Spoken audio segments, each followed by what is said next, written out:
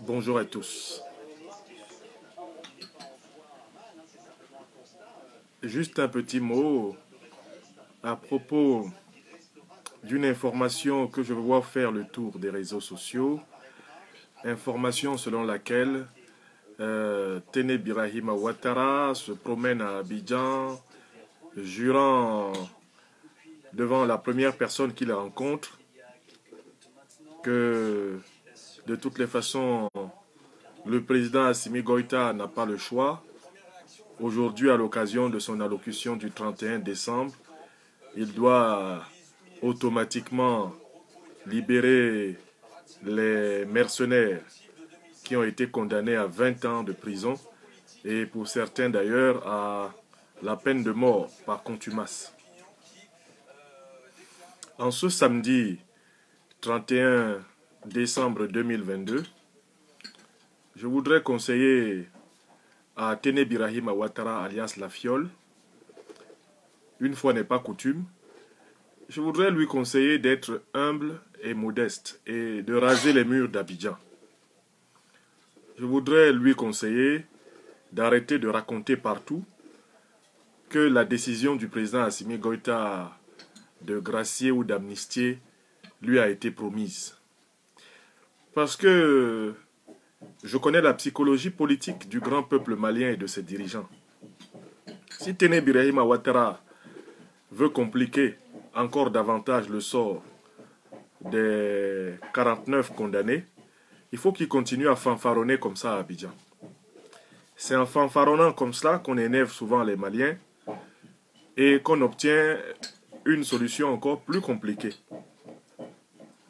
Moi, je préfère conseiller à Tene Birahima Ouattara et à tous les moutons qui le suivent un peu partout. Je leur conseille de prier et d'essayer d'eux-mêmes de cultiver les qualités qu'ils demandent aux autres d'avoir. S'ils espèrent le pardon, mais qu'ils pratiquent le pardon à Abidjan. S'ils espèrent que Dieu soit bon envers eux, mais qu'eux-mêmes soient bons envers leurs semblables en Côte d'Ivoire. Tene Birahima Ouattara, Alassane Ouattara et tout votre régime, il y a une seule façon d'améliorer votre sort, c'est de faire preuve de bonté, de bienveillance envers les êtres humains qui souffrent par votre fait. Si vous persistez à être méchant, cynique, sadique, si vous persistez à conserver des Ivoiriens innocents, prisonniers politiques depuis plusieurs décennies, maintenant, depuis plus d'une décennie maintenant, dans les prisons de Côte d'Ivoire, n'espérez la clémence de Dieu à aucun moment et n'espérez la clémence de personne à travers l'Afrique des libertés. Alors, ça ne sert à rien de se promener à Abidjan en train de dire partout que non, Assimi Goïta va les gracier, forcé, il va les gracier. Il n'est pas forcé de gracier quelqu'un. Assimi Goïta n'est pas le camarade de quelqu'un, c'est le président du Mali. Et la justice malienne a donné 20 ans à vos gens. 20. Et pour des raisons que nous apprendrons sans doute plus tard, la justice malienne a donné la peine de mort aux 3 qui avaient d'ailleurs déjà bénéficié de la magnanimité humanitaire du président Goïta. Donc, quelque part, ça veut dire qu'on a découvert des choses très graves sur eux. On a découvert des choses très graves sur ces 49. Pour que la justice donne la peine de mort à des militaires qui sont des femmes, ça veut dire qu'ils étaient vraiment venus tuer les Maliens. Ils étaient vraiment venus semer la mort, la désolation et l'apocalypse au Mali. Pour que les juges maliens se lèvent et donnent la peine de mort à des femmes, sachez que ces 49-là, ce sont des diablotins. Ce sont des envoyés du diable. Alassane Ouattara avait un plan diabolique contre le Mali. Dieu a voulu, et la vigilance des autorités maliennes ont voulu, Dieu et la vigilance des autorités maliennes ont voulu que la main soit mise sur ces bandits. Donc, moi, j'interviens là rapidement seulement pour dire, Tene Birahima Ouattara se promène partout, il jure, partout où il passe au Mali, Assimi n'a pas le choix. Il m'a promis le 23. Le 23 décembre, il a promis qu'il va libérer tout le monde. Il n'a pas le choix, il n'a pas le choix. Attention. Le président Assimi Goïta n'a de compte à rendre qu'au peuple malien, à sa propre conscience et à Dieu.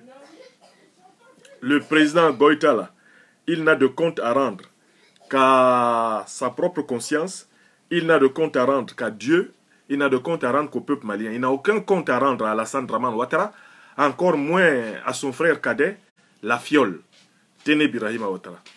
Donc, vous qui êtes à Abidjan, il faut dire à Téné Birahima Ouattara, les 49 mercenaires ont déjà pris 20 ans. Il ne faut pas qu'ils compliquent leur vie. Ils risquent de prendre 40 ans. S'il continue à faire ce qu'il est en train de faire depuis hier là à Abidjan, il se promène. Non, vous inquiétez pas, ça a été signé, ça n'a pas été signé. Rien n'a été signé. Au Mali, c'est la justice qui décide. C'est la loi qui décide au Mali. C'est la constitution qui décide au Mali. Rien n'a été signé qui concerne la loi, la justice, la constitution. Donc si vous, qui êtes au pouvoir à Abidjan, vous espérez que le monde soit bon envers vous, soyez déjà bon envers le peuple ivoirien. Soyez bon envers les peuples africains. Changez un jour, qu'on vous voit au moins changer comme ça, que nous on vous voit changer de notre vivant. Parce que nous vous connaissons comme essentiellement mauvais. Nous vous connaissons comme essentiellement méchants. Nous vous connaissons comme étant des gens sans pardon, des gens sans cœur, Alassane Ouattara et son régime. Si vous aviez du cœur, nos frères, les pro-Babou qui sont en prison depuis 2010, vous les auriez déjà libérés. Si vous aviez du cœur, vous auriez déjà libéré nos camarades de Génération et Peuple Solidaire qui ne vous ont rien fait.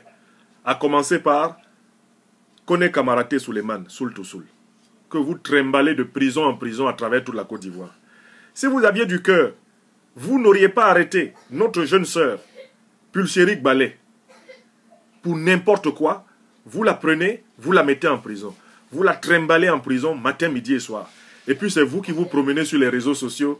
Ah, Assimi Goïta n'a qu'à pardonner. Assimi Goïta n'a qu'à laisser. Assimi Goïta n'a pas à faire ceci. Allez vous faire foutre. Si vous voulez que le monde soit bon envers vous, commencez à être bon envers le monde. Je recommence une deuxième fois. Téné Birahima Ouattara.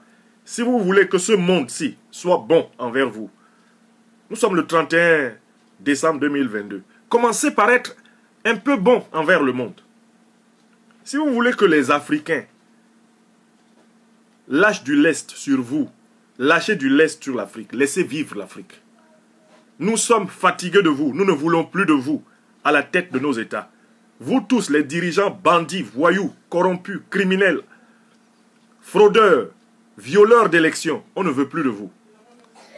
Et puis, j'en profite pour ajouter un tout petit mot pour un autre personnage qui est à Abidjan là, et qui nous pompe l'air. C'est Konan Kouadio Bertin, alias Kakabe. Kakabe qui prétend être ministre de la Réconciliation. Ministre de la Réconciliation. Et qui ose dire à notre leader du mouvement Génération et Peuple Solidaire, Guillaume Soro, Guillaume Soro n'a qu'à faire profil bas. Profil bas. Est-ce que tu connais, Kakabe, est-ce que tu connais le sens de l'expression profil bas? Le profil bas doit être fait par le coupable. Le profil bas doit être fait par le criminel. Le profil bas doit être fait par celui qui est en tort. C'est lui qui doit faire profil bas. Mais entre la Côte d'Ivoire et Alassane Ouattara, qui a violé l'autre? N'est-ce pas Alassane Ouattara qui a violé la constitution de la Côte d'Ivoire? N'est-ce pas Alassane Ouattara qui a massacré les Ivoiriens? N'est-ce pas Alassane Ouattara qui détient des innocents en prison? N'est-ce pas Alassane Ouattara qui pompe 342 milliards de CFA par an dans le budget de l'État, pour lui tout seul, dans le cadre de ce qu'ils appellent budget de souveraineté? N'est-ce pas Alassane Ouattara qui déstabilise toute la sous-région, qui a détruit le projet de la monnaie unique ouest-africaine ECO? N'est-ce pas lui qui fait de la Côte d'Ivoire une base militaire étrangère pour traumatiser les Ivoiriens et traumatiser les Africains? N'est-ce pas lui qui, à partir de la Côte d'Ivoire, organise des attaques contre le pays des gens? N'est-ce pas lui qui a introduit les mercenaires chez les gens? Qui est le violeur entre la Côte d'Ivoire et Alassane Ouattara? Qui est le violeur? C'est Alassane Ouattara. Qui est la violée? C'est la Côte d'Ivoire. Alors, Kakabe, qui doit faire profil bas? entre Alassane Ouattara, violeur de la Constitution, violeur de la nation ivoirienne, et la nation ivoirienne victime de Ouattara, qui doit faire profil bas. Et pour appliquer cela à Guillaume Soro, Guillaume Soro, lui, il est de père et de mère ivoirien. La Côte d'Ivoire, c'est son seul pays. Ouattara est de père et de mère voltaïque. Lui, il a plusieurs pays, comme moi, là. Guillaume Soro n'a pas plusieurs pays. Lui, il vient dans le pays des gens, il les chasse de chez eux. Il chasse Guillaume Soro de chez eux. Toi, tu chasses quelqu'un de chez lui, de son seul pays que lui, il a sur la terre, et puis tu viens lui dire de faire profil bas. Non seulement tu le chasses de son pays, là où il y a la tombe de son papa et de sa maman, le seul pays que lui, il a, tu le chasses de là, mais en plus, tu lui demandes de faire profil bas. Tu arraches ses maisons, les quelques maisons, les quelques biens qu'il possède dans le pays, tu arraches tout. Et tu lui demandes de faire profil bas. Tu prends ses propres frères de sang, tu les mets en prison, tu les emprisonnes, et tu lui demandes de faire profil bas. Tu prends ses camarades, ses compagnons de lutte, tu les mets en prison à volonté, tu lui demandes de faire profil bas. Tu bloques tous ses comptes bancaires, tu confisques son argent pour qu'il crève de faim, et puis tu lui demandes de faire profil bas.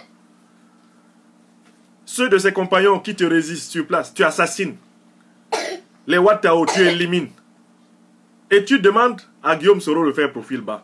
Depuis quand celui qui est dans son droit, dans son pays, doit faire profil bas par rapport à l'assaillant, par rapport à la brute, par rapport à l'agresseur, par rapport à l'ingrat? Parce qu'Alassane Ouattara est un ingrat. Nous sommes tous des fils adoptifs de la Côte d'Ivoire. Lui se comporte en Côte d'Ivoire comme si la Côte d'Ivoire lui appartenait. Alors que nous avons tous été accueillis dans ce pays.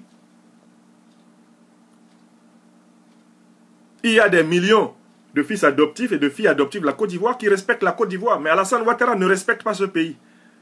Et KKB nous dit qu'il faut faire profil bas. Profil bas de quoi? On fait profil bas quand on a tort. Et KKB, je viens sur lui-même. Il a violé notre jeune sœur Sophie Dancia. Il a violé Sophie Dancia. Le viol fait partie des crimes. KKB est un criminel. Et il ose être ministre. Qui doit faire profil bas entre lui, Konan Kouadio-Bertin, le violeur, et elle, la pauvre femme, Sophie Dancia, la violée? Qui doit faire profil bas? Regardez-moi, Alassane Ouattara et sa bande de violeurs qui demandent à des personnes qui sont victimes de leur barbarie, de leur grossièreté, de leur méchanceté, de faire profil bas. Non, mais c'est l'hôpital qui se fout de la charité, quoi. C'est la beauté du diable, quoi. C'est l'arrogance du diable, Alassane Draman Ouattara. Donc, Téné Birahim Ouattara, qu'il continue à se promener comme il fait là. Ah non, dans le discours d'Assimi Goïta, il y a un paragraphe automatique dans lequel il doit amnistier, il doit gracier les 49. Il doit dire que c'est un simple malentendu. Hein? Assimi Goïta doit dire que vraiment, tout ça là, c'était un événement malheureux. Assimi Goïta, non, non, non. Il est rentré à Abidjan, il a assuré tout le monde. Il a demandé à tout le monde de dormir sur ses lauriers. C'est à la limite lui-même qui a rédigé le paragraphe du discours de Goïta. Alors que lui, il était au Mali là-bas, il n'a même pas touché Goïta physiquement comme ça. Le président Goïta, il ne l'a même pas touché. Tellement on le connaît, Téné Birahim Ouattara. On l'appelle pas par hasard en Côte d'Ivoire la fiole. Téné Birahim Ouattara alias la fiole.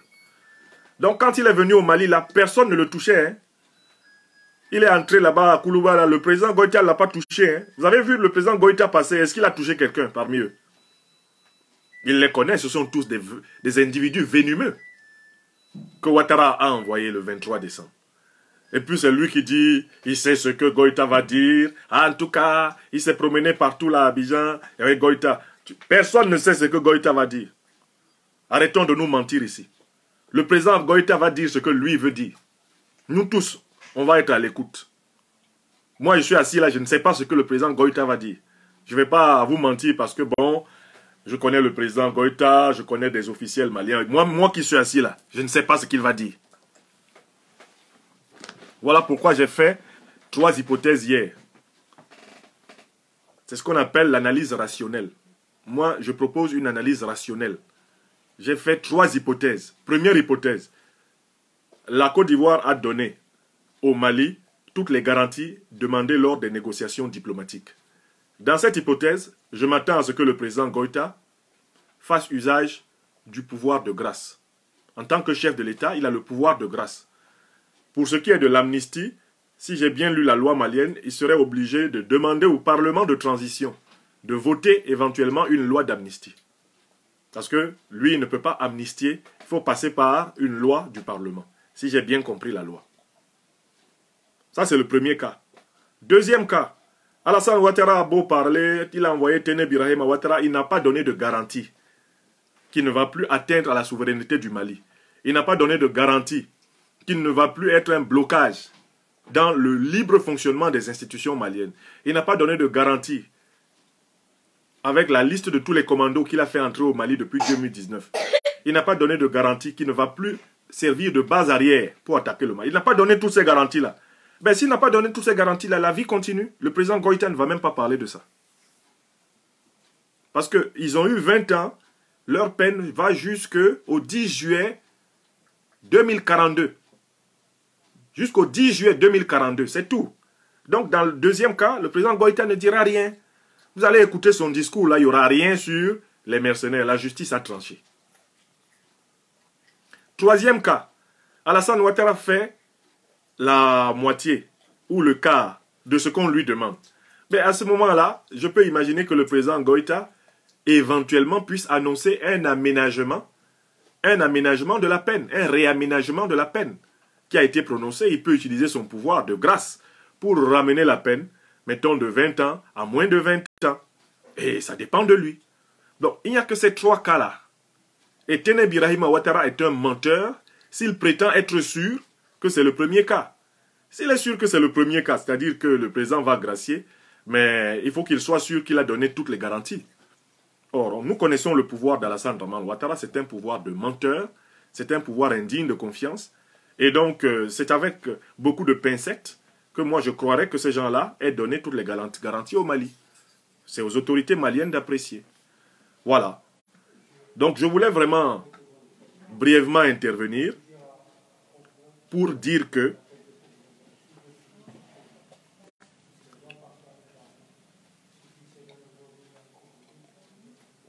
il est important que nous disions en ce samedi 31 décembre 2022, il est important que nous disions en ce samedi 31 décembre 2022 ceci.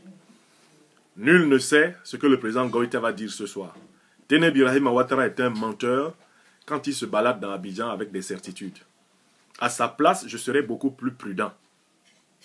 Ce soir, il risque de prendre une autre douche froide après avoir menti à ces gens à Abidjan. Voilà. Tant que le président Goïta n'a pas parlé, nul ne peut savoir s'il y a eu grâce. Et la vérité est que seules les autorités maliennes, seul le président malien sait ce qu'il va dire ce soir. Donc arrêtez de vous promener à Abidjan, arrêtez de réserver des maquis, arrêtez de vous mettre déjà en état d'ivresse pour une annonce qui n'est pas garantie. C'est comme ça que vous faites souvent à Abidjan là. Vous vendez la peau de l'ours avant de l'avoir tué, vous fêtez des victoires avant de les avoir gagnées. Après, vous n'avez plus que vos larmes pour pleurer. Arrêtez d'acheter la honte moins cher. Même si, ce soir, le président Goïta annonce la libération de ces gens, cela restera historique, cette condamnation restera historique. Et toute leur vie durant, les 49 se souviendront qu'ils ont pris 20 ans au Mali. Ça, c'est important, je l'ai expliqué hier. Voilà. Bonne traversée de l'année 2022 à toutes et à tous. À vous, mes amis, sur les réseaux sociaux, à travers l'Afrique, à travers les diasporas, je souhaite une excellente traversée. Ce petit bout d'émission sera rediffusé tout à l'heure. Quand je l'aurai téléchargé, il sera rediffusé sur notre page YouTube. Il était en exclusivité sur Facebook. La mise en garde à Téné Birahim Ouattara, qu'il arrête d'intoxiquer Abidjan avec ses certitudes vaseuses, oiseuses et crasseuses. Vraiment. Portez-vous bien. Dieu bénisse l'Afrique.